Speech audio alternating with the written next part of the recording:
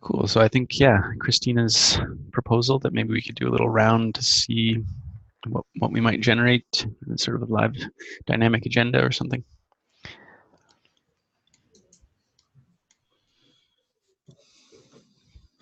Lauren, do you want to go?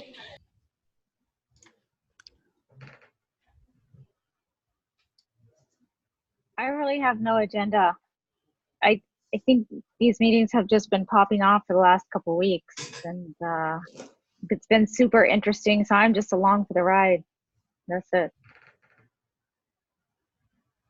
I'd really like to hear an update of the practical knowledge ecology and on what Rich is interested in. Mm-hmm.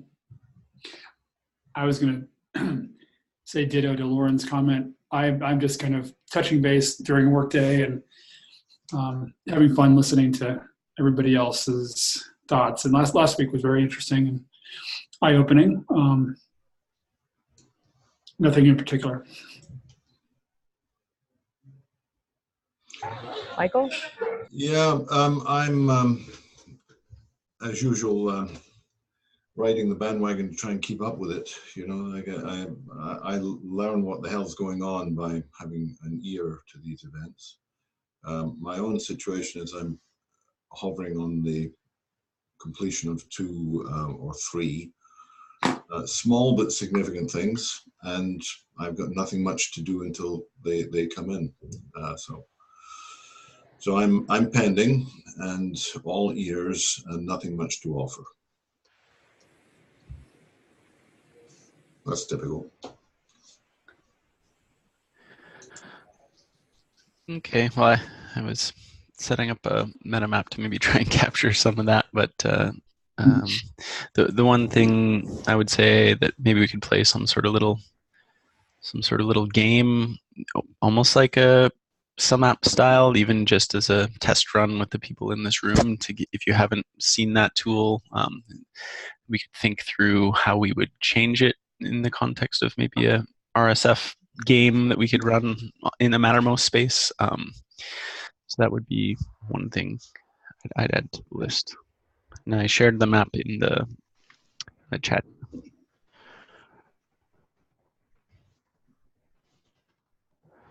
Oh, the other, I forget where it came up. The other sort of resonant thing towards this, actually, I think it was on a call with Lauren recently. We were talking about cards, and Anders, who was also previously on the Holo Chain team, and this idea of a glass bead game, which we've sort of used MetaMaps as almost like a game board to play. And it's sort of like what we're doing now is sort of toss out little beads or ideas of like what you would prompt the group to want to talk about, and then those might coalesce into something like cards, almost like a trading card game, and then you would bring these either digital or real world sort of trading cards into virtual spaces or conversations, and as like little prompts or I don't know, instigations into a conversation. So, and that, yeah, we might be able to do interesting things with cards as like almost like a stack in terms of prioritization that we could vote on sort of, oh, I really want to hear Lauren talk about PKE and give a brief update, and we can do a quick little voting or something, and then that bubbles to the top, and that's how we determine, oh, okay, we're going to talk about this first. I'll stop there, see what others think.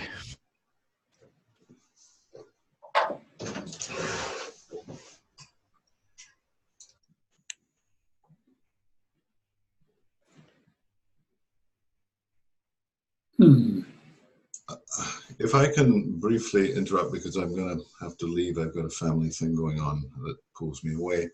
I like what you're saying there, Robert, but there's this balance between playing games to find out how games are playable, which is an exercise and an evolving process, but God, the games are boring.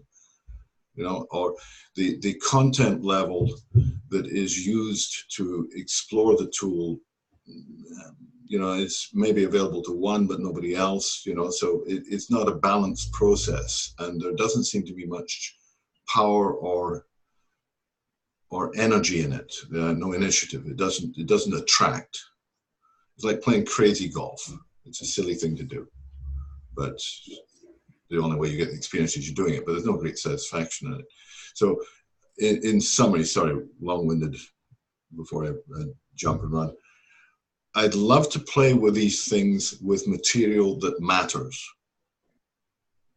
Playing with material that's peripheral or imaginative is instructive, but I think it's about time to get the game real. Stops playing at the play level. There are real games to be done. And I'd love to see these tools applied to, I mean, my answer to Jerry's question is collaborative currencies. That's what I think Dig Life should be exploring in detail and depth. Because they do something and they put skin in the game and they make results. Whereas most of what we're discussing are sort of meta-analyses of the meta process, which is very productive at the level of developing a technology, but it's not taking us where that's really urgent. And having said that, I've got to go off and so I'll be able to hear what you say. Or is there anything quick responses? Yeah, I was just going to drop a link that Connor put in that was really interesting about gamifying the global challenges. Yes. From Nesta. And I'll put that in. But Robert, again, like I'm clicking around and I can't figure out how to add a thing in MetaMaps. I always forget how to use it. Double click to add a topic. Anyway, guys, catch you later. Gotta go. Bye. Yeah. Bye-bye. Bye-bye. Well, if you want to screen share, sometimes there's bugs depending on the browser you use. No, Michael was right. Double click. Ah. Yeah, I guess I didn't get to respond to Michael, but my thoughts there is that that we're sort of doing the meta in parallel, like designing a useful game as we're playing a useful game, rather than sort of just being on the purely sort of meta level. And where did Connor share about gamification of the global challenges? in the RSF channel. Ah, okay. RSF channel. Is everyone here in that channel? I'm guessing. Maybe not. You can poke around on the Mattermost. And what was, I guess, to capture it, what was we were saying, oh yeah, it was Jerry's question. What was that question? What should Dig Life do, basically, or? Yeah, I mean, we could do it in Open Learning Commons too.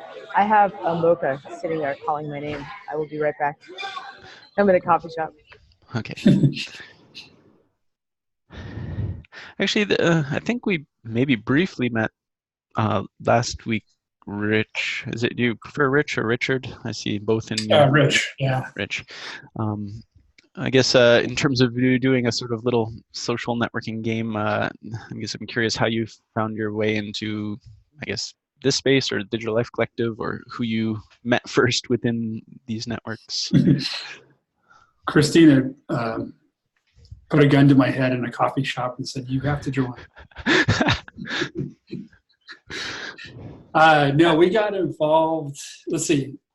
Do they know about 10-10-10? Yeah, he was in Denver. I don't know, Lauren, if I told you about that thing, but yeah, I met him in Denver. How do you wrap up 10-10-10 in a 30-second spiel?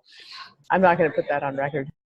Yeah, yeah. So Christina was helping the leadership of this 10-10-10 initiative understand system mapping and the potential as applied to wicked healthcare problems. So that's the gist. She put on a workshop, a 2 or 3 day workshop, and I attended that and got hooked on the concept of. I've always been a systems thinker, but I couldn't put words around it.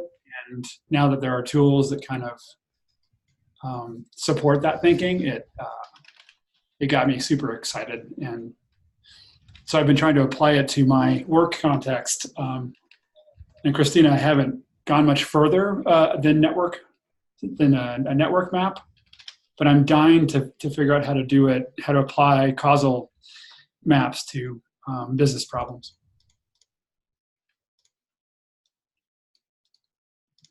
So that's where I'm at. As soon as she has time, you and Lauren H and I should powwow and talk about the things that came and the things that will be in terms of mapping. Yeah. I'm sure I can do it at a simple level. And I don't know if this is antithetical or whatever to the Dig Life Collective. You know, it's like I feel like, oh, I want to use it to help sell more widgets in my company. And, you know, is commercialization bad? I guess is what's coming up for me. Yes. Good. So, Okay. well, I mean, like if you actually do a system map, pretty much on anything, you end up running into misaligned incentives and capitalism. Hey, Mariette,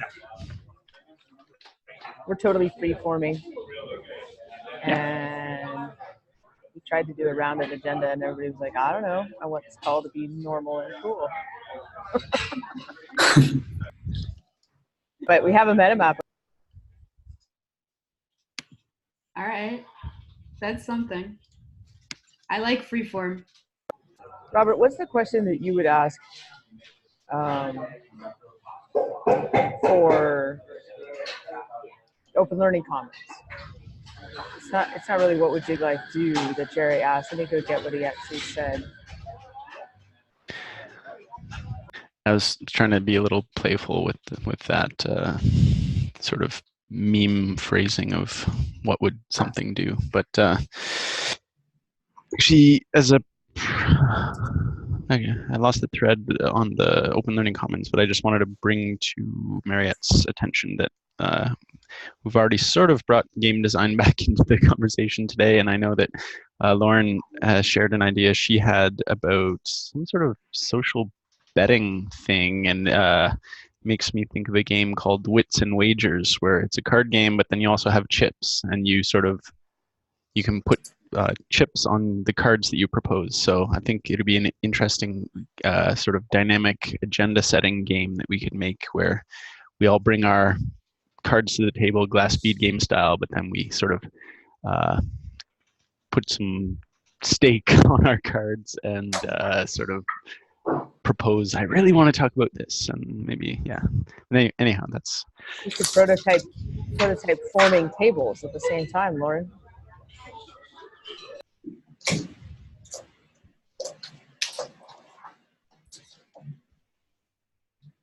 So here's my question about betting. How does it not bring out the worst in people? Is like, because I like the game that you just described is cool because people are willing to like put their money on an idea. So I really like that. So I want to know a little bit more because I am curious. Well, I have a different relationship with the idea of betting in general. So I want to deconstruct my prejudice. You know, I've seen people gamble their lives away, kind of feel. Oh, I'd say in this context, it's not real money. It's just fake temporary pop-up money for the length of the game that we play, and then it just disappears, and it's just for fun money, I guess. Although there's nothing stopping it, I guess, if as a sort of collective intelligence process, if it seemed to be super useful, like I think that's sort of what something called token curated registries are, or something in that realm that I've heard about a few different places where there is money involved for curation of some sort of, well, I guess you could curate around anything, but yeah. I'll bring a few links into the map. But does that ease any of your fears around sort of real money betting, or if it's just sort of temporary chips for the sake of a game? Yeah, it does, and I want to hear from Lauren too, because I know that this is like an exciting and fun thing. So I'm I'm trying to just be clear about the fact that I'm recognizing this is like one of my hangups, and I want to understand a way that like already I feel better about it. Like it makes more sense to me. Also, before Lauren explains the betting and the wedding table idea, right before you came in, Rich had asked, "Is commercialization bad?" And I was starting to say, like, every time I build a map, you run into misaligned incentives that are from the structure of our economic system. I share your fears on not just betting, but I mean, all of Wall Street is betting. All of the stock exchange is betting. The system is betting. Lauren, can you catch up Mariette and tell us all where you are with that idea?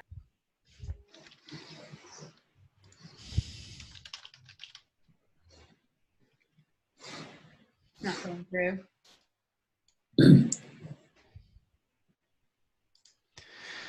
Seems she's a little laggy.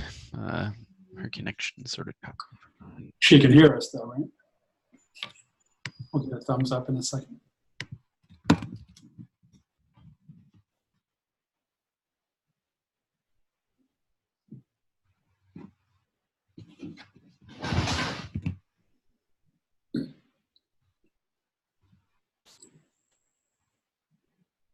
Hey, Mariette, just out of curiosity, and this is uninformed me, if you were to replace money with some other thing of value, does it change the equation at all?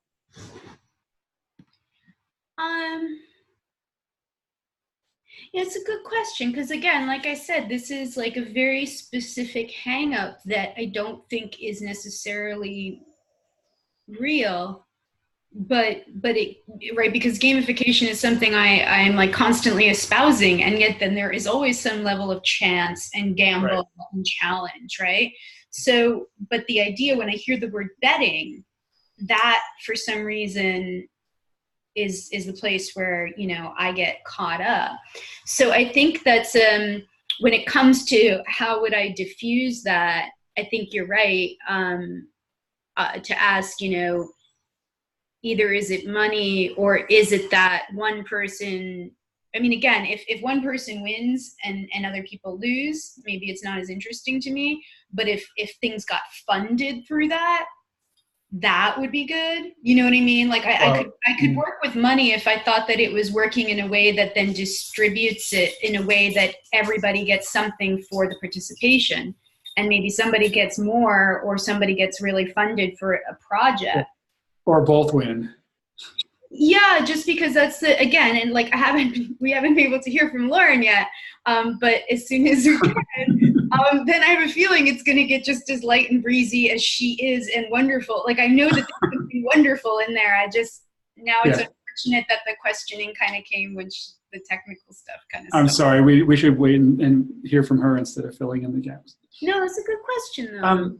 The reason I asked that is, and I don't remember this from 4 years ago, but I took a MOOC class on gamification with a professor out of Wharton back east somewhere. And I remember parts of it that were, you know, there's a big assumption that, well, if you incent people with money, they'll refer you, they'll lose more weight or whatever. And it turned out that that wasn't necessarily true, at least according to his research. You know, there were other intrinsic aspects to whatever endeavor that significantly outweighed money. So that's what that was driven by. Okay, so as Lauren is coming back on, could you maybe share with us like one or two of those that you remember? You know, it's been so long, and I wish I had my full library here at work. Let's see if I can come up with any. Just, you know, maybe it's social connections that were more important. You know, being involved in an app that was, you know, about, let's say, losing weight or dieting, you know, that kind of thing, that those connections were worth more to somebody and they were afraid of losing them than driven by attaining more money, more wealth. And so what is wealth, you know, and what is value? That's really interesting. It gets back to what we've all been talking about, right? Is this concept that the games really do have to have an intrinsic sort of underlying satisfaction to them. And in human beings, satisfaction comes through social connections to a large extent. And how we're perceived in those connections as well, right? That's like, so. What comes to mind is the 5 why question, 5 why process. Why do you want to do that? Okay, why do you want to do that? Are you back, Lauren? Yeah. Yay. Let's hear from the magical lady. Because I threw this really challenging but well-intentioned bomb, and now I feel like a jerk because you had all these technical difficulties. So please. So this is the thinking. First of all, think of our larger groups, all of these groups that are forming, whether it's a Sense Collective or Sense Compass or Digital Life Collective or this and that. There are all these groups. So to put some boundaries around it and create an actual network and give it a name and pretend like we're a thing, like a membrane around us, where we can basically where we can co-invest in structures that basically make the network itself stronger and better and smarter. So the social betting idea is to basically incentivize people in the network to actually connect people in a way that they need to be connected in more fun ways, in more productive ways, that kind of bear fruit. And so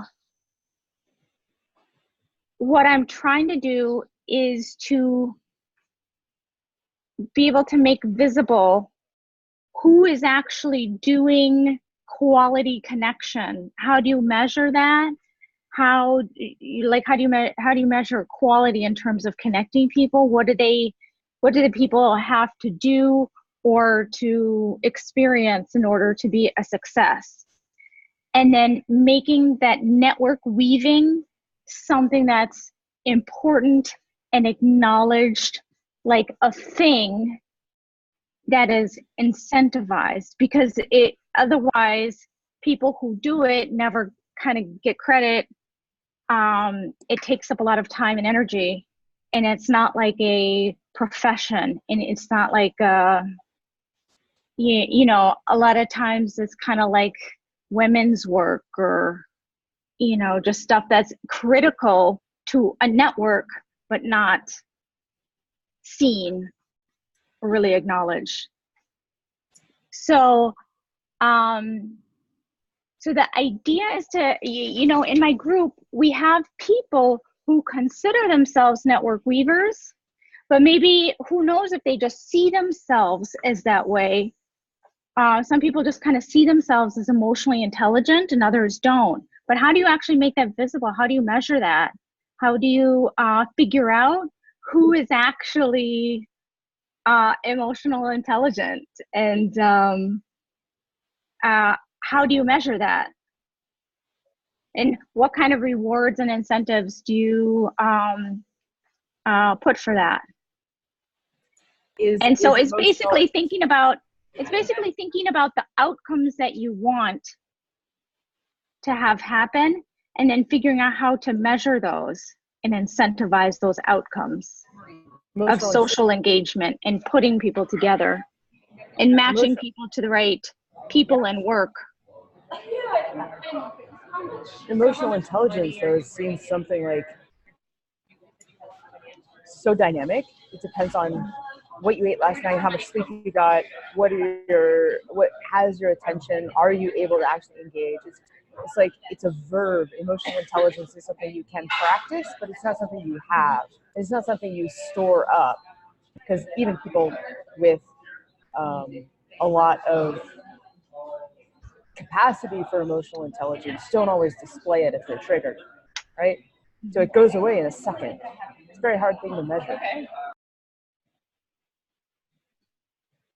So it is very hard to measure, and one of those things, it ties right back into what you did say, Lauren, about that being that sphere of unpaid work, and generally something that's viewed as women's work, right? You know, we connect people to one another, and then like, what do we get out of it?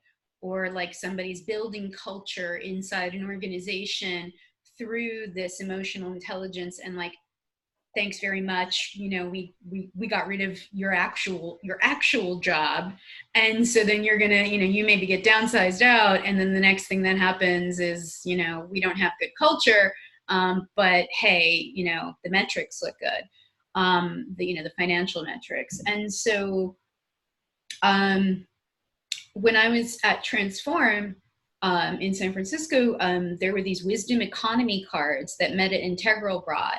And I don't know if any of you have seen them yet, but there are these, they have like these 10 forms of capital, which I can put in the chat, and I can also put the wisdom cards in for anyone who hasn't seen them. And it's called let's see. And so it was interesting to me because it was a challenge to everybody in the room to, you know, to work with, you know, this, well, or not like directly, you know, to like do it that minute, but there was this, another card deck, you know, so we have the wisdom, wise democracy. Now there's these wise economy cards.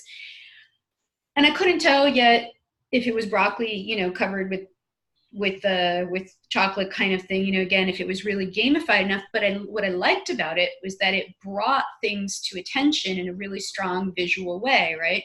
So, so I think that what you've described to me has a lot of value. Betting was the only word that had me caught up, and it doesn't even sound like betting as much as it sounds like rewards, like badges, or people confer, like, yeah, if I could give you $1 for that, I would give you $1, you know, or, but I don't, you know, like a gold star. Like I always ask people to give me a gold star for that, as a joke, but like I kind of do want the gold star. That was in dance class when I was a little girl. Every week you got a star based on the color of your participation. And I lived on those. So if there's something like that, I'm starting to see the vision much more. Yeah, and I think that okay, so the betting, what the betting does is like it's a signaling process. So say if I have a certain amount of poker chips, it's not like you're just betting on a certain relation. Like I would probably bet like a lot of poker chips if I had them, that, you know, the connection between like Robert and Aaron is going to be a strong one. There's going to be like some like sparks from that. And so if I put like a lot of chips on that, what if I put all my chips on that? That would signal to the two of them, like, I'm putting all my resources on this connection because I think this is important. So that signals to both of them how important it is for me. So not just a level like, oh, I think you two will like get along, but it's like, it signals the strength of your conviction or how much you want something to happen. So that's why I think it's important.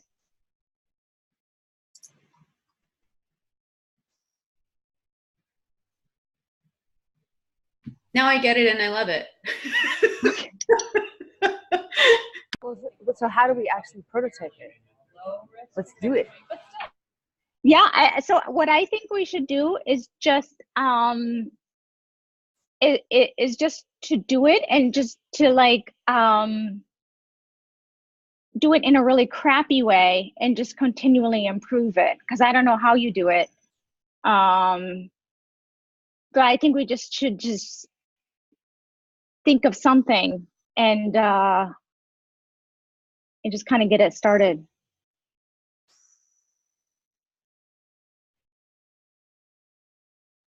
Like I think even if you just had like, how could we represent something like poker chips? How could we kind of count those and visualize them? I don't know. Well, Lauren, have you looked at the Dig Life deck on cooperation as a service? Have you seen the big Yeah. deck, Joaquin said? Well, there's one slide there that articulates the money coming in from normal organizations and then kind of going around and being used in all sorts of different ways, so that a single dollar or whatever would go circulate a bunch of times, and then it exits the system when it needs to. Colin and Michael Linton are both interested in operationalizing the idea of open money. We could have a money that is like a play thing, but might actually help get going with some kind of,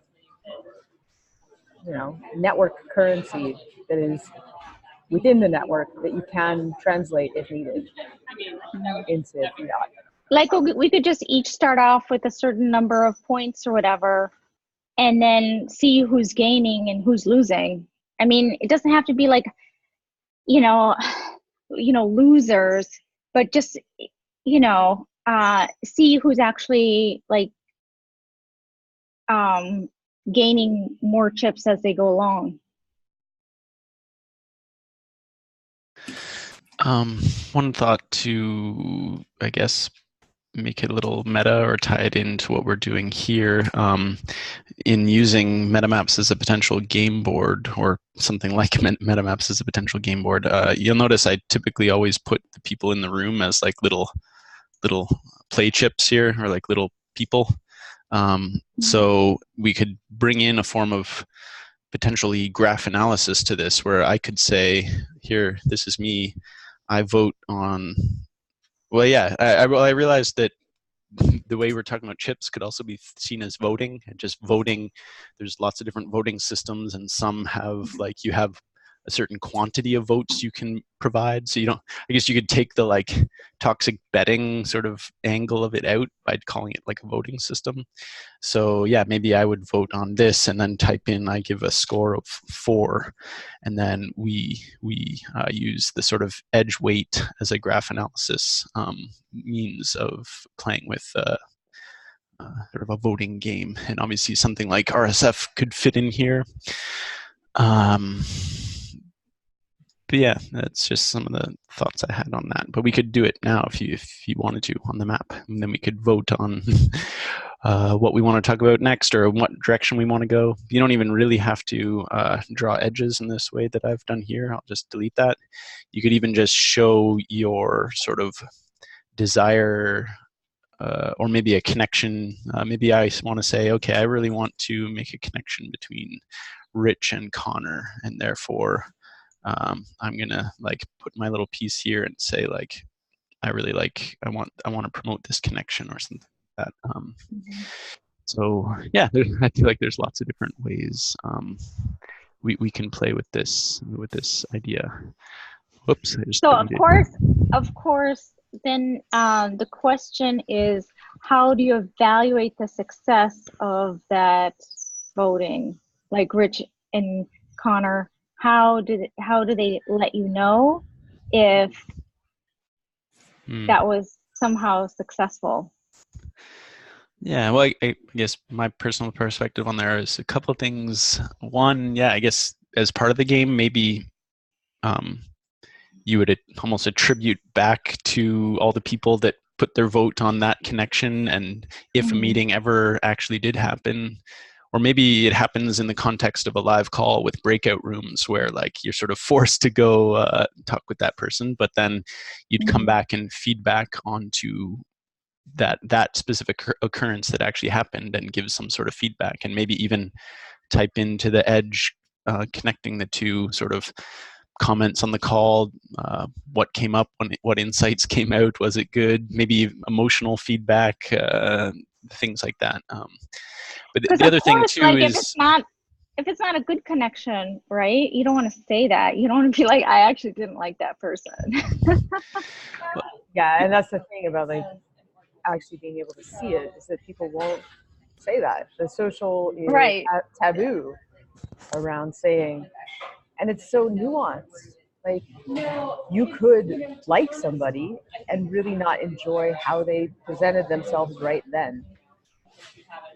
You could dislike somebody and really find value in what they're saying and not like the way they say it. So it's so hard to kind of give it a binary. Mm-hmm. Well, the other thing I was going to say is also we don't have to measure it. Lots of value will be created and generated, and that's good. And it's like we're never going to measure it all, and trying to might, in some cases, be a wrong path to go down. Just the fact that the connections happened and was a good thing, and maybe somebody just shares gratitude or something like that, but not much more than that in terms of like, I don't know, metrics I and like the measurement. idea. I like the idea of a gratitude token. That's kind of cool because it doesn't require that social taboo confrontation. Samer Hassan, he actually had a paper on that he produced a while ago.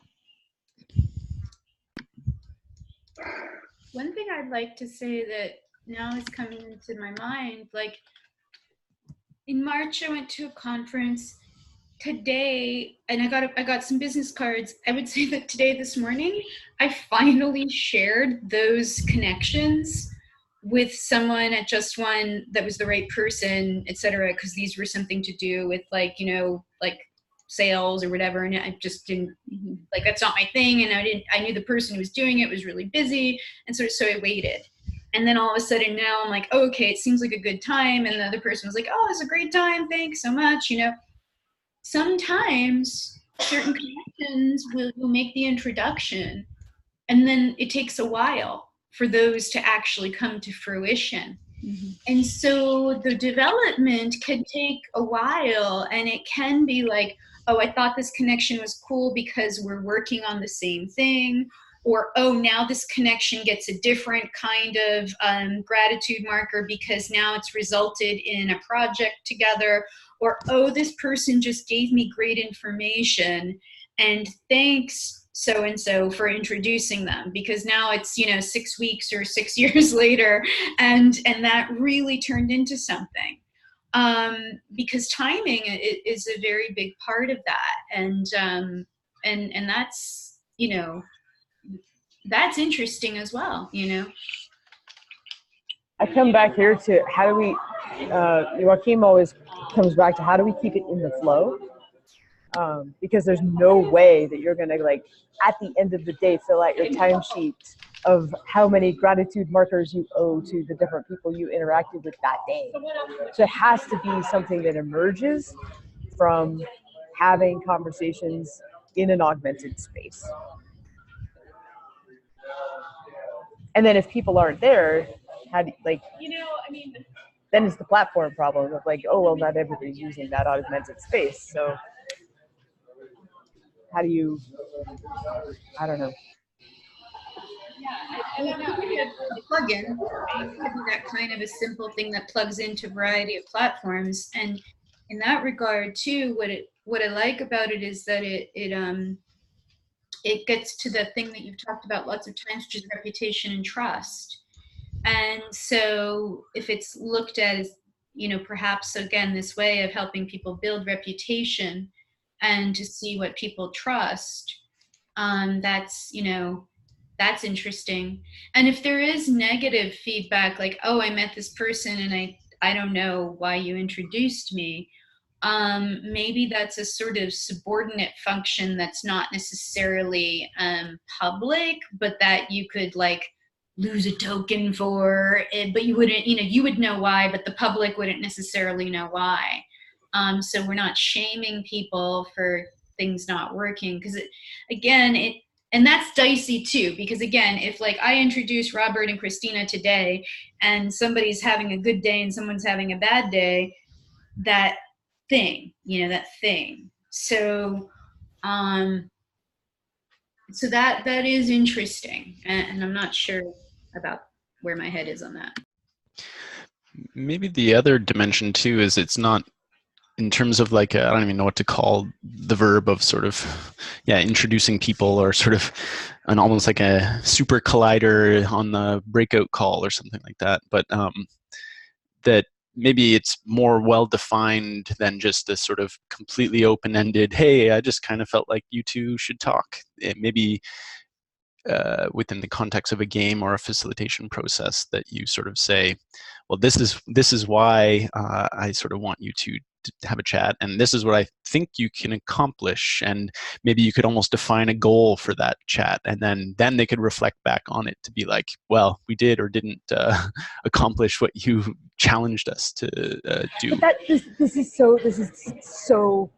why I love Lauren's idea of like the wedding table thing. That it's very masculine. Which is I'm gonna connect you too because there's a purpose and a goal. This is like really targeted masculine thinking, and this idea of these like wedding table that you have. Like, I have no idea why these people should talk. I just have a sense that they're gonna. It's like really intuitive. Can you explain it a little bit, Lauren? Yeah, I mean, so this is kind of what I did together with the PKE. I just brought people together because I just sensed that like these people should be together, and so of course, like everyone's interested in governance, and they're like really concerned after like 4 weeks that we didn't have like a plan and our mission and all of that. But yeah, I just kind of like sense that these people, like something will emerge out of these people being together. And that's not like, it is a more feminine thing, I think. Like when Ray Powell came in, he's like, okay, so what's your mission statement? And that was his conception of governance, of you have your mission and you're doing your mission. And so it might be something different from that. So the way we're kind of like combining people,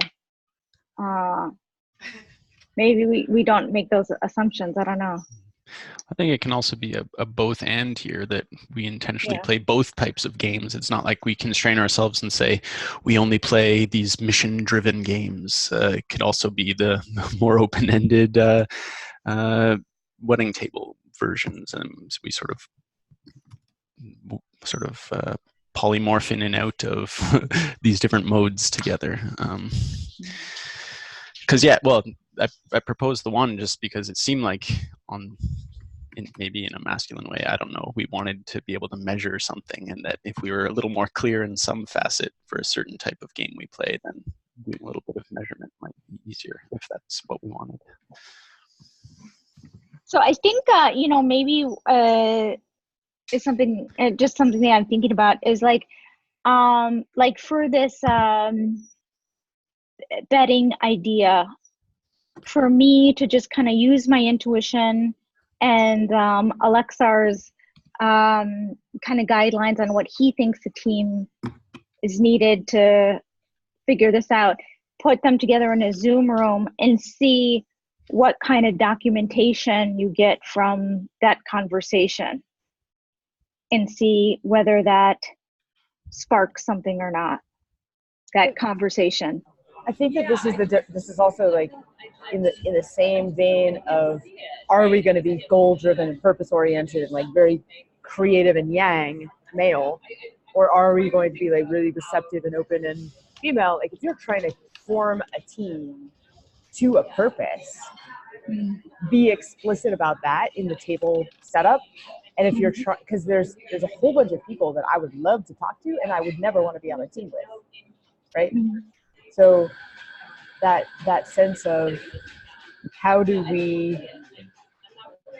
it's almost like Robert, you were talking about the signals that we need both in the asynchronous space and in Zoom for context switching of like, hey, we agreed to do rounds and now we're doing popcorn. We just need to notice that. Like we need to notice really clearly whether we're in let's form a team and get stuff done mode, or whether we're in very exploratory, let's take in all the information and meet anybody type of mode. Game shifting. Exactly. So what if we, hey Jerry. Hi, sorry to be late. I had to run some errands. Has anybody or everybody heard of game shifting, Arthur Brock's thing for managing meetings? I've heard of it, but it's never used it other than just like the twinkle hands and very lightly. I haven't dived in at all. So he ran a piece of a Rex meeting for me once using game shifting just with a whiteboard and some Post-its. And he had the board split into thirds. You can kind of mess with it however you want. The top third was a big navigation of where are we in the big work we're trying to do, kind of a roadmappy thing. The middle piece was sort of a team Kanban board to doing done. And so we would discuss what was to do.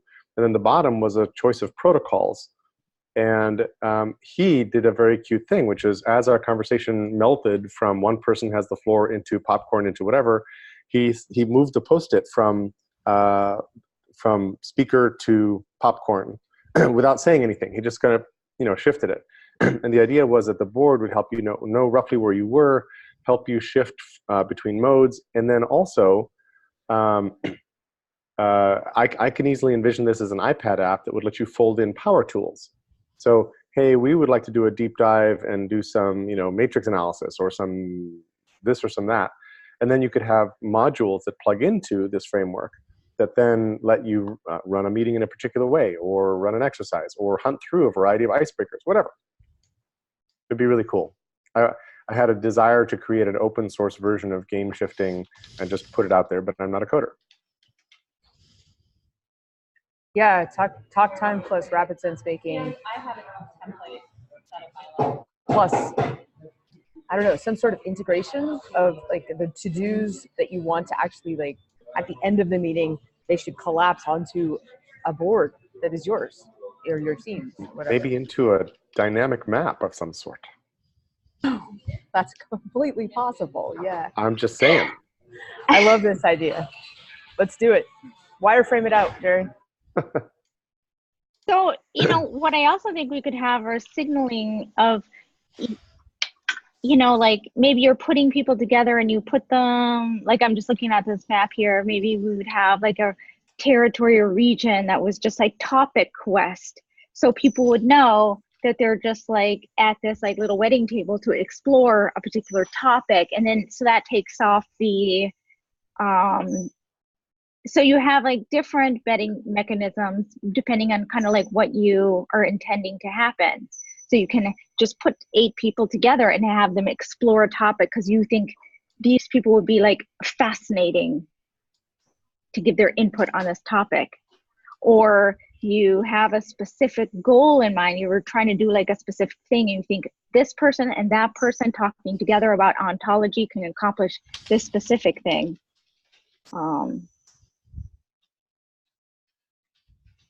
So, and maybe we can make it, they're also a combination of ideas, shit that needs to get done, people, and recognizing that there are all those elements. So just incentivizing the connectors in the network who are connecting either the stuff that needs to get done with the people who could do it, or the topics that need to be explored with those people, or whatever.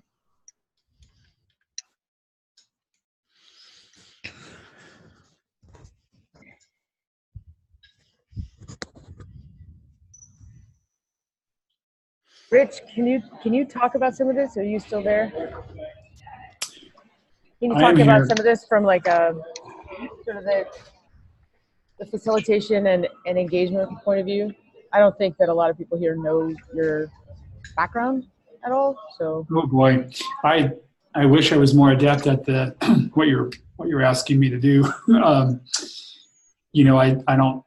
I participated in design sprints and workshops and that kind of thing, but not driven them as much as I'd like in my current roles. I thought you were going to ask about productization of Jury's idea. Well, I'm all over that. If you want to do that, I'm down with that. We want a wireframe. We want to help. Wouldn't it be fun to do, like, with all of you guys and the background in this group, to do a design sprint for a week? 3 hours a day. Could we do a design sprint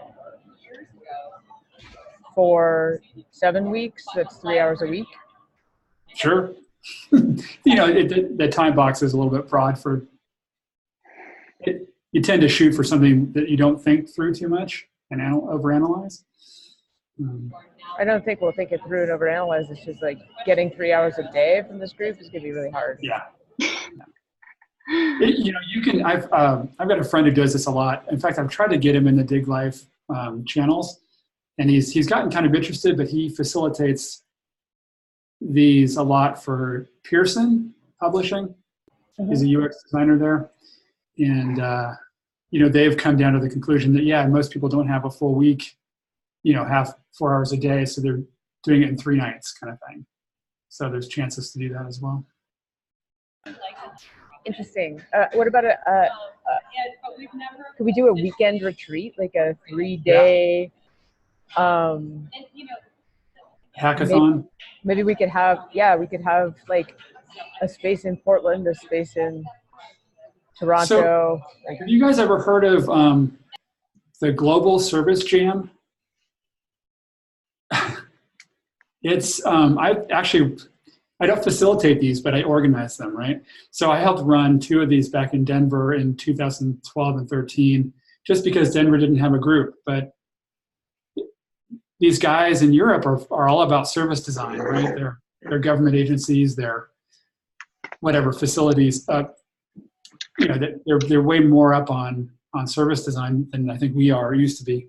And so it's a week long. Here's a concept on Friday night. You've got till Sunday at 8 to finish it.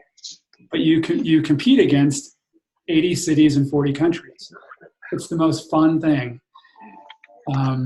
So you can do it remote, and you can do it with a number. We had 8 people in our group. New York City had 5 teams of 40 people in 4 different locations. But something like that could be really fun to organize. I love the idea of tying in game shifting to the rapid sense making as an application of, like, maybe we need to pop in, like, rapid sense making is like a mode of conversation you could switch into. It's a game you could shift to. So can we build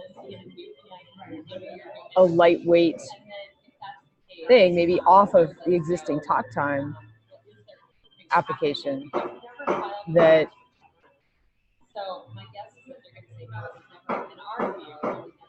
makes game shifting and rapid sense making more accessible to use in the networks? Go for it, Maria. Okay, so I don't know why, but when we were at the spot where we talked about then these going into these dynamic maps, I imagine the dynamic maps eventually sort of collecting onto, like, group, sort of like almost like a treasure map.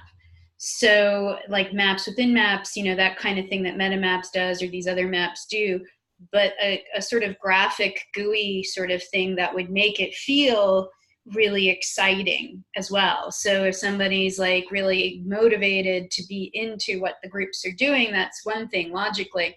But if it's like, we fixed this, or this was exciting, or, oh, this is just a random tree, and it has its own little map, like, whatever, it could be somewhat not arbitrary, but it could develop over time. That kind of wrapper to me is also interesting. Or like something that feels like if I walked into somebody's backyard and started on a hunt, that kind of thing. The maps themselves, etc., are like these. They have keys, and they have all their beauty to them. but where they collect into their sort of project archives, etc. For me, it would be really exciting if it had some sort of book or papery sort of resemblance. Again, that's probably not as like important as everything else we're discussing, but it sort of hit in my mind. Sounds important to me. I mean, I know what you're getting at, but also if that's what appeals to you and draws you in and makes it feel cohesive, or that makes sense. Because symbols upon symbols, and like symbols that remember the other symbol or recall the other symbols, etc. Like those kinds of consistent patternings, even if they aren't exact, or patterning builds that then sort of would give a sense of what's going on. Those are the types of visual architectures that I do find very interesting, because those speak to a part of me that is part of my intuition, very specifically in the real world. And again, the games that consistently draw me in are these kinds of like hunts or quests. That's always been something outside of things that are just like put the shapes together and like stuff like that. I love stuff like that. So can I go on the intuition thing for 1 second? I'm going to have to jump off in a few minutes to take a call, but I've always had a dream of, because you've got the jam site up. When I went through this 4 years ago, I thought, I want to create a platform to do jamming. I want to buy jams.org or something, right? And create an open, and I just dawned on me that it could be open source and dig life kind of thing, but why isn't there a platform to go? We had people in our Denver group that were teachers, facilitators at healthcare companies, right? They weren't designers. They were taking the design thinking skills back into their teams and applying it to think outside the box of the traditional school, tenure processes or whatever. Wouldn't it be neat to have an open source jamming platform? So I just wanted to get that out in case whatever.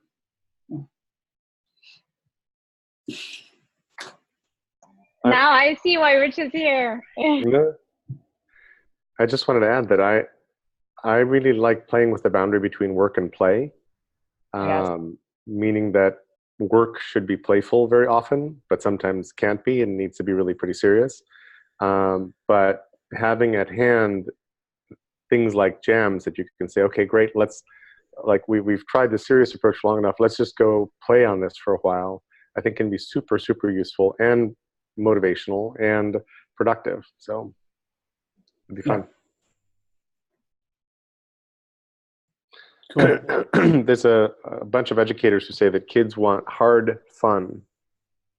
They like hard problems. They don't want to be given pablum. This is the mat, Jerry. You know that. Exactly.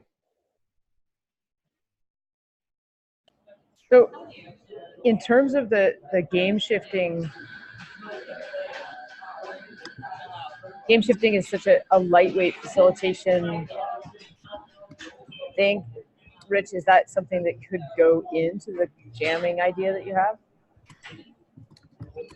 Yeah, definitely. At least I sense it. I would think so. These weekends tend to be just full of shreds and various processes and exercises just to explore. I mean, I think having fun, hard fun is a great way to say it. But exploration is what's behind my why I enjoy doing this stuff. This is the kind of thing, Maria and Lauren, that I think that if you had like suites of proposals like this, we could actually get funding for. Like this one would get my vote. That's right type of thing. It's finding the pool of money. Money is not a verb yet, so. Yeah, this is, again, something that Robert said in the past about games and things like that, is that sometimes it's about the mini games too. And so if we can see if we can start to see the different ways that these things would interconnect, we could probably get different people to want to fund different parts too. And that would also be very interesting, because most of the time, right, you go to a group and they'll fund it, but then they have a proprietary, hold on it. And that's not necessarily necessary. So that, and then also then you're building to build a world, and yet that's this kind of conceit, because really what you want to do are build the nodes so people together can build the world, essentially. So no matter how big your game is or how small it is, allowing the space for people to connect and grow it through these nodes is perhaps something that we can also get paid by a variety of people, which goes back to what you've been talking about for a long time, Christina, is like, who are the partners, who are the allies, and then, how would they benefit from this together, kind of thing,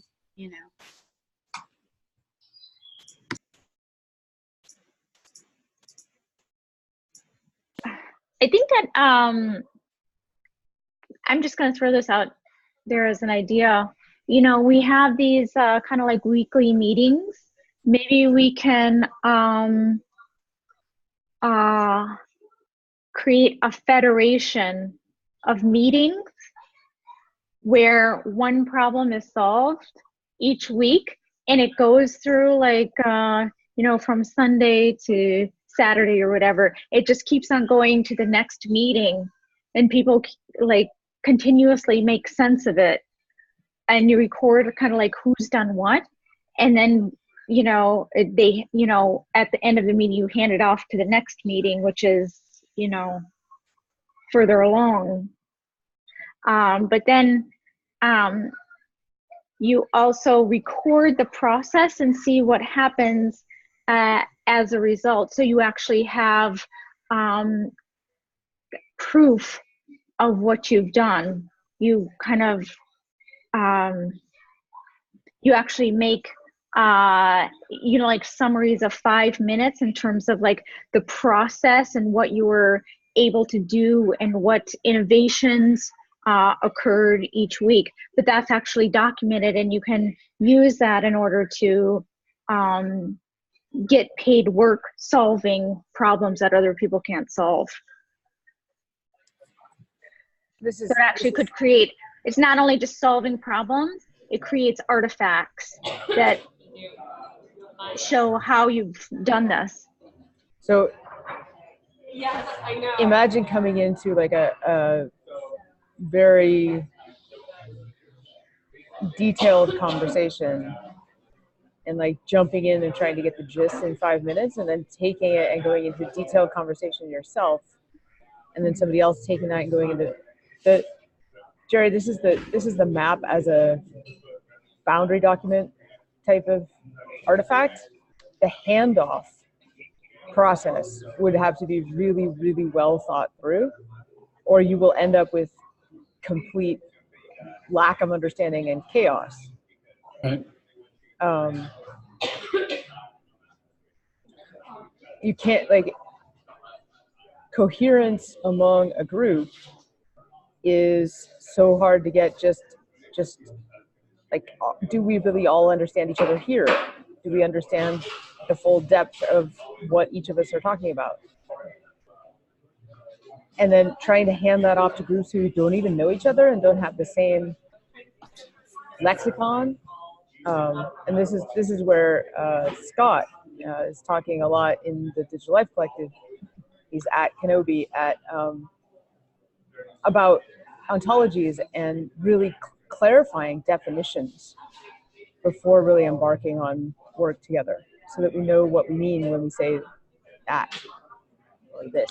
Yeah. Back around 1995 or thereabouts, in the ancient depths of software, there was a company called Grapevine, whose sole purpose was to try to converge an ontology for companies, so that when they said customer or active customer, they all agreed on what they were saying.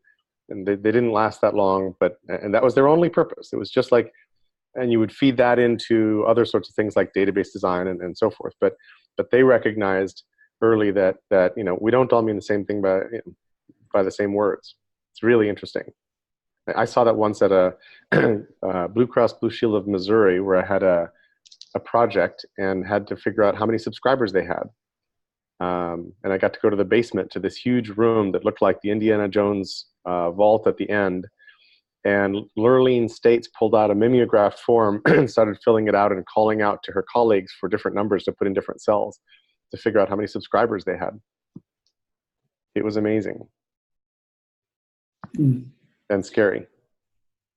I'm just going to add really quick, Christina, that this is one of my biggest curiosities and pet peeves about modern society. And I don't know if technology is really facilitating it, but the lack of common shared terminology and understanding is huge. I mean, just look at it in politics. Owning of terms, that's what gets me, So I don't know how you get around that. And that's curious, Jerry, that there's those old tools that try to help. What's been happening, what's going to happen is that, Memex is, Oliver just got his $200,000 Ledger grant to make a collaborative Memex, which is going to be incredible.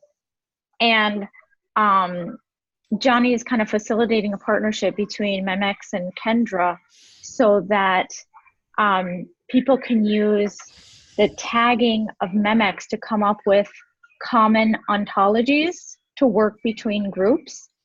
And then those co-created ontologies can be published through Kendra. So I think there's going to be kind of a growing economy of these co-created ontologies. If that makes any sense. Can you imagine what's I don't know, talking about commercialization and power structures and people that are going to try and co-opt those things, and coerce them into their interests. I mean, you would think it wouldn't be able to do that, but someone's going to try. Because they're reflections of mental models and how, I don't know how to say it. I don't feel as smart as everybody here, but, Not true.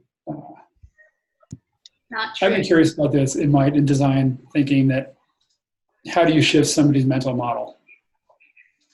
Yeah, you can do it discreetly in an app or to sell something, but to shift their paradigms at a larger scale, and why would you want to? Go ahead.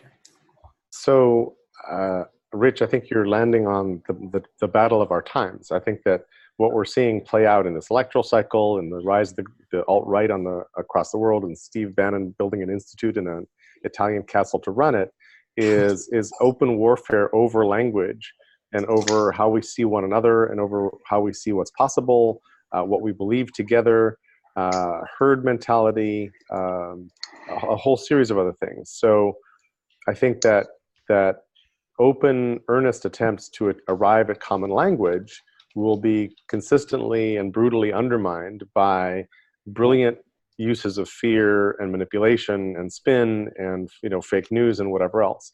So one of my big open questions right now is the fake news era a 3 or a 5 or an 8-year detour or a 200-year era? I'm with you. Because sometimes these things can last a really long time. And on that note, I appreciate that, Jerry. I do need to run. Thank you guys very much. Great having you here. Thanks. Bye. Bye-bye.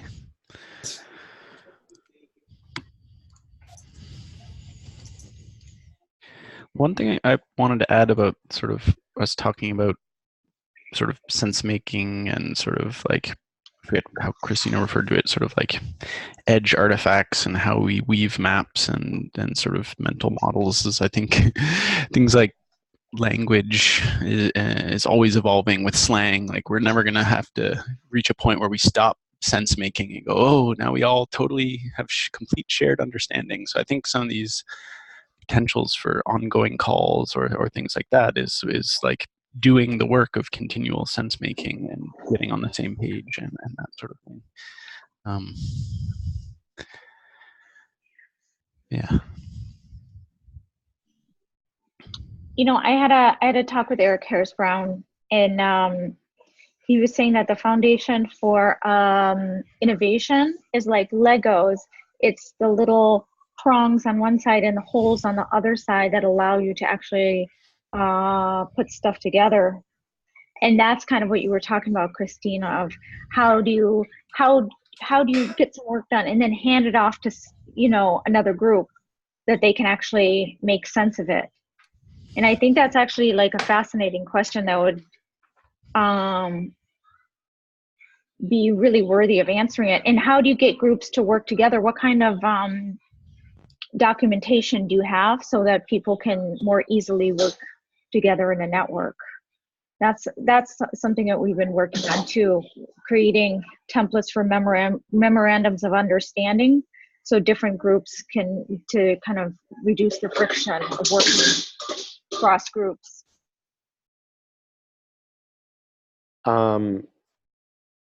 I think this is a super complicated thing. Like picking up somebody else's complicated project and doing something properly with it or to it is frightening and difficult in most cases, if it has any kind of complexity. So how do we actually make it so that people collaborating on complicated things that are distributed in time and space actually work? And historically, we've done this by breaking these things apart, modularizing the hell out of them, insulating the modules from each other through APIs and through whatever other kinds of mechanisms we can think of, and then hoping that the whole thing, when glued back together, will work.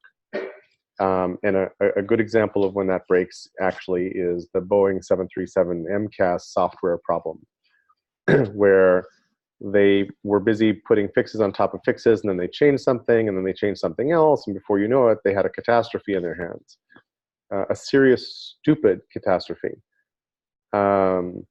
And so this integrated way of working together, I think, is really important, but it's, if anybody's seen an example of a thing that represents complicated work and let someone else just step into those shoes and mobilize and go to town, tell me, because I've not seen it yet.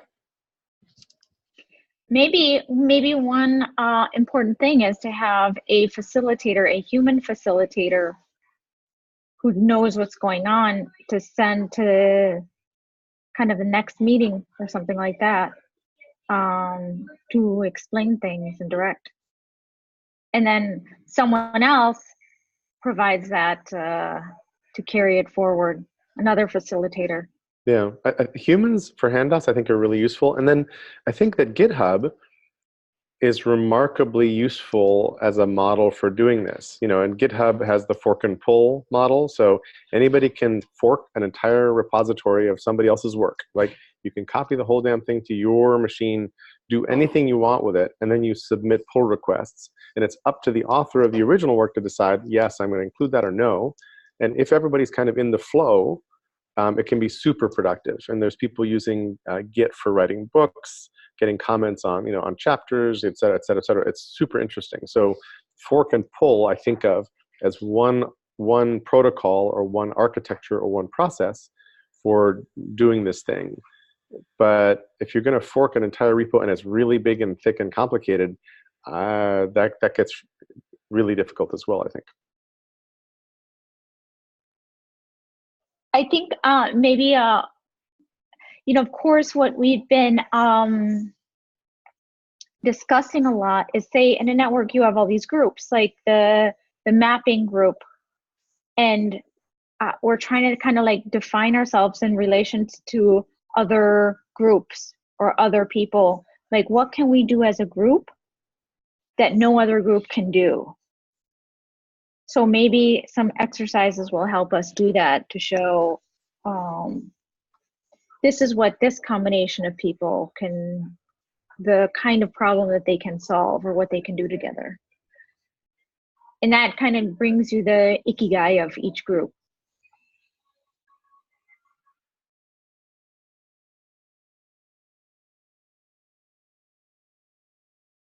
Robert, can I take the screen share for a sec? I only have 4 minutes here, but I have a visual. Let's see. So if you think of like all these branded toys as the different brands in the networks that we have interoperating, that what often happens is that you have to use one kind of toy to build. And so this kit design was designed to do this and make Lincoln Logs play with Legos. And you have these specific things, like you can see here's a Lego and a Lincoln Log. Here's a crinkle thingamajig, whatever those are called, with a Lego. Here's a Tinker toy with a Connect, you know, all that. And it's almost like this has to happen among people. Like when Joachim first came to the collective, I was like, I want to learn from you. And he kind of was like, we'll see how it goes. And now we're ending up working together a lot because our interoperability together has figured it out. And it's not because I'm trying to learn how to work on his stuff all together in a project. It's because we've gotten to understand each other's interfaces enough that we can work concurrently together. So it's almost like Rilke's idea of protecting each other's solitudes.